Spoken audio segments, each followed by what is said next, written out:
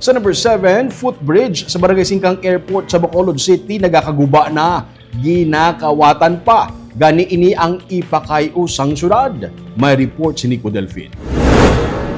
Nagakaabab ng idalom nga porsyon sang footbridge nga nagaangot sa Barangay Singkang Airport kag Barangay 35. Rason nga masami nagauyog na ini sa kada may magtabok sa mga taytay.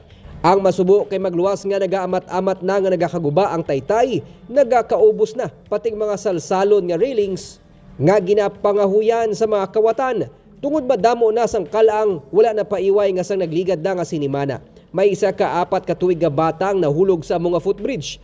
Siyang tigayon nga naluwas. Nila temporary para syempre may mga bata daan. May nadagdag na tagani mo. Ha?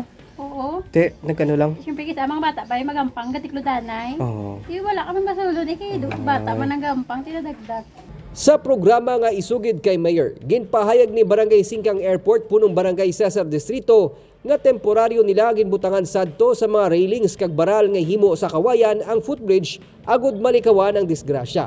Natala na nila ini nga ilisan agud mapalayo sa peligro ang mga nagatabok sa footbridge ilabi na ang mga magagmay nga kabataan. Nang i-repair lang guro ang alagyan anay temporarily kung pwede.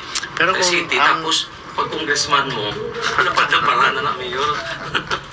Ginmanduan na ni Mayor Albi Benitez ang City Engineer's Office nga kayuhon ang footbridge.